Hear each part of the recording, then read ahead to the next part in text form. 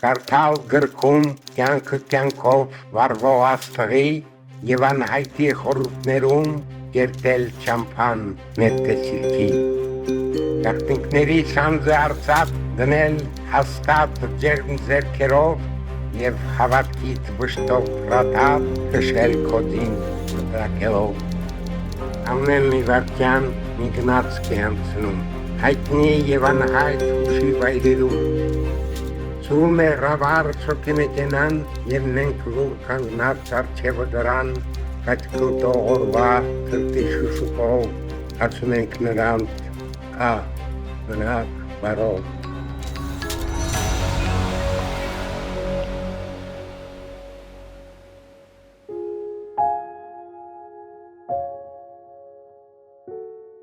Ես գիտեի քաղաքում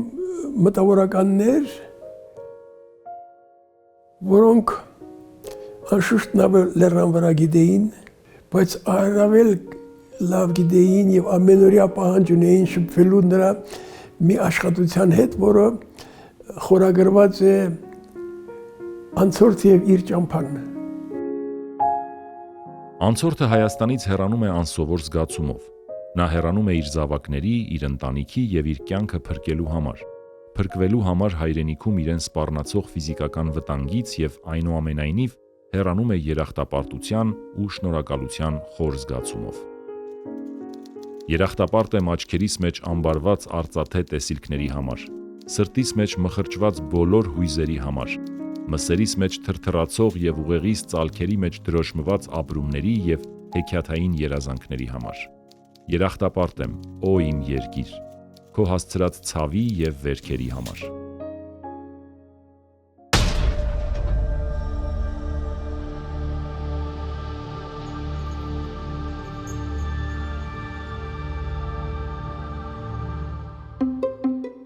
Կոստան Զարյանը «Անցորդը և իր ճամփան» վեպի տպագրությունից կարճ ժամանակ անց ձեռնամուխ է լինում գրելու «Բան Կոոպը և Մամութի ոսկորները» վեպը։ Մինչև այդ հայրենիք ամսագրում տպագրվում է փոքրածավալ երկու արձակ գործ՝ «Վենետիկյան նորավեպ» և «Բակոնց գյուղի քահանան»։ Այս երկերին զուգահեռ Կոստան Զարյանը գրել է տասնյակ այլ նյութեր, նաև հոդվածներ և էսսեներ հայերեն և այլ լեզուներով։ 1931 թվականից նա սկսում է գրել «Բան Կոոպը և Մամութի ոսկորները» վեպը։ Մամութ արևմտահայերը ասում են Մամոնտին։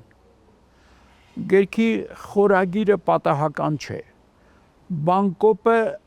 բանվորական կոոպերացիան է, սովետական կյանքի արտահայտություններից մեկը և խորհրդային երկրի կյանքը ներկայացնող խորհրդանիշերից մեկը 20-ական թվականների։ Մամութի ոսկորները վերաբերում են մեր ժողովրդի ծագման և գոյացման անհիշելի ժամանակների։ Ահա վեպում հանդիպում են այս երկու ծայրահեղությունները՝ դարավոր անցյալ և երկրի և ժողովրդի խորհրդային ներկան։ Բան Կոոպ բառը վեպում հանդիպում է հազիվ 2-3 անգամ, ժողովրդական լեզվով կոոպերատիվ, խանութ իմաստով։ Բայց Կոստան Զարյանը վեպի խորագրում Բան Կոոպ բառը օգտագործել է խորհրդային իշխանություն իմաստով։ Բան Կոոպը և Մամութի ոսկորները մի տեսակ համապատկերային վեպ է և շատ ընդգրկուն և տարողունակ։ Գրողը ջանացել է իր ուշադրությունից դուրս չթողնել հայկական կյանքի որևէ կողմը։ Գրողի սերը, խանդաղատանքը, ջերմությունը Հայաստան երկրի և հայ ժողովրդի հանդեպ առանձնապես արտահայտվում է բնության պատկերների մեջ։ 1931 թվականի նոյեմբերից հայրենիք ամսագիրը սկսում է շարունակաբար տպագրել «Բան Կոոպը և Մամութի ոսկորները» ստեղծագործությունը։ Տպագրությունը շարունակվում է մինչև 1933 թվականի դեկտեմբերը։ Բանաստեղծ Կոստան Զարյանի մտածողությունը արձակի տողերի միջից ելք է փնտրում և գտնում, ով Արարատյան դաշտի աշունը չի տեսել, ոչինչ չի տեսել։ Գիտեք ինչ անհուն սիրով են նկարագրված բացառիկ բանաստեղծական խոսքով Հայաստանի բնության պատկերները։ Վեպում Կոստան Զարյանը պատկերել է իր տեսած Հայաստանը այնպիսին, ինչպիսին որ կար իրականում։ Վեպի կարևորագույն արժանինքներից մեկն էլ 1920-ական թվականների Երևանի պատկերումն է, որ ցավոք սրտի չափազանց քիչ է հանդիպում մեր գրականության մեջ։ Եթե Արարատյան դաշտի աշունը հուրթի աշուն է, գեղեցիկ, հրաշալի, ապա Սարդարապատի ամայի դաշտը անապատ է։ Մի առիթով ինքն ասել է, կարծես թե Աստված ինձ անհայտությունից կյանքի է կոչել երկու բանի համար. Սարդարապատի անապատը նկարագրելու եւ Սպանյան գրելու համար առանձնակի կարեւորություն է տվել դրան։ Ամեն մի էջը, որ ես Կոստան Զարյան կարդում էի, ամեն մի բառը ինձ համար մի զարմանահրաշ հուշարձան էր, որի արանքներով ես անցնում էի։ Այնպես էր ինքը նկարագրում, այնպես է ինքը Հայաստանը նկարագրել, Երևանը նկարագրել, Արարատյան դաշտավայրը, որպես քանդակագործ ասում եմ, նրա ամեն մի բառը ինձ համար այդ բառակապակցությունները, այդ նախադասությունը, այդ մտքերը, որ ինքը արտահայտում է, Իսպանիա է նկարագրում, որից հետո անցնում է Հայաստան, տասնապատիկ բարձր։ Հայաստանի արև ավելի հզոր է, Հայաստանի բուրգն ավելի բուրավետ է, Հայաստանի հողը ավելի զրնգուն է, չգիտես ինչ, ամեն ինչ իրեն համար Հայաստանում բացառիկ է, մեծ եւ սկանչելի հիասքանչ։ Վեպի իրադարձությունները տեղի են ունենում հիմնականում Հայաստանում եւ հիմնականում 1922-ից 24 թվականներին։ Դրանք Հայաստանում խորհրդային իշխանության առաջին տարիներն են։ Գրողը կարծես ակնարկում է խորհրդային իշխանության վերաբերմունքը Հայաստանին։ Վեպը ներկայացնում է Երևանի կյանքը 1922-1924 թվականներին։ Այն կարճ ժամանակը, որ Կոստան Զարյանը ապրել է Երևանում։ Գլխավոր հերոսի անունը Վահան է, ազգանունը Իբերյան։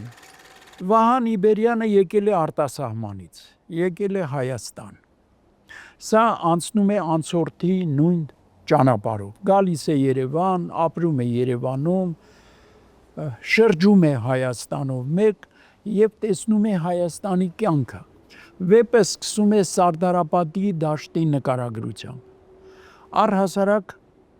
Կոստան Զարյանը առաջինն է մեր գրականության մեջ, որ գեղարվեստական խոսքով խոսել է Սարդարապատի մասին։ Եվ Սարդարապատում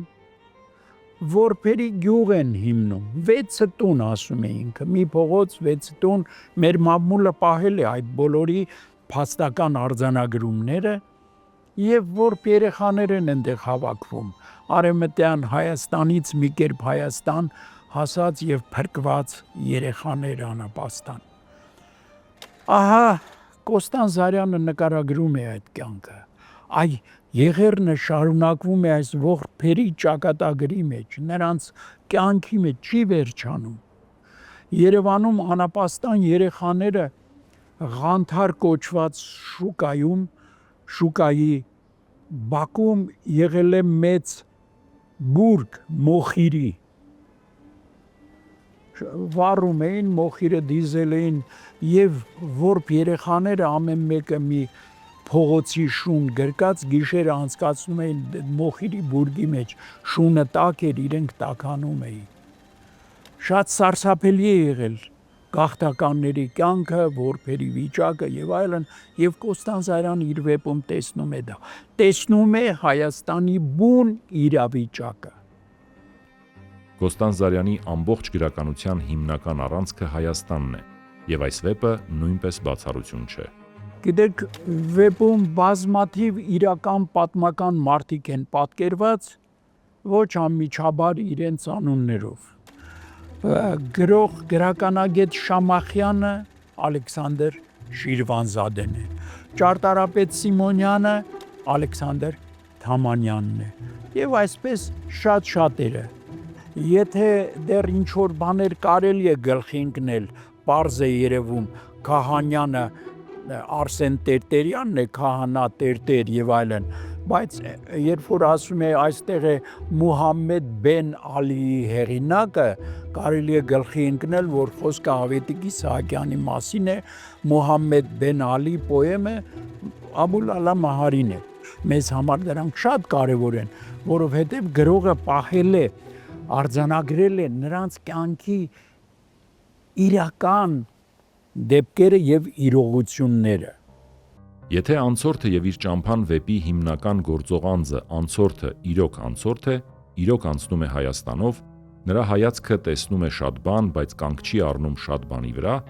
ապա Բանկոոպը եւ Մամութի ոսկորները վեպում գլխավոր գործողանձը Վահան Իբերյանը արդեն հապաղում է։ Հիմա նա ժամանակ եւ հնարավորություն ունի խորությամբ վերապրելու հայաստանյան իր 1.5 տարվա կյանքը։ Այս վեպում արդեն ուրվագծվում է 30-ական թվականների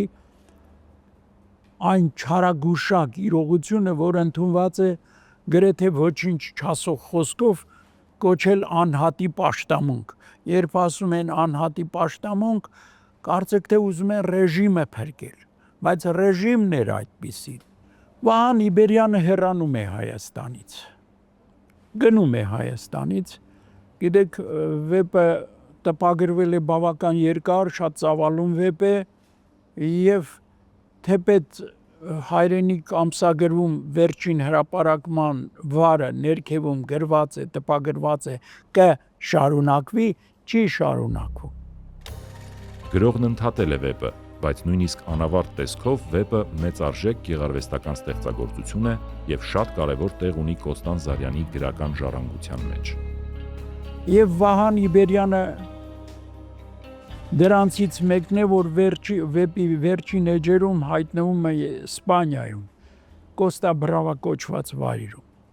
Նրա ճակատագիրը անհայտ է, ինչպես 100 հազարավոր ուրիշների ճակատագիրը։ Վեպը չի կարող ավարտվել, որտեղ գրողը ինչպես պիտի վարվի իր հերոսի հետ։ Ինչը պիտի լինի նրա կյանքի ապագան, անհայտ է։ Եվ բուն ասելիքը վեպի վերջացել է, վեպի բուն ասելիքը Հայաստանը պատկերելն էր։ Մեկ անգամ եւս Կոստան Զարյանը այս վեպի էջերում ապրում է Հայաստանը։ Նա Հայաստանի հետ է այլևս։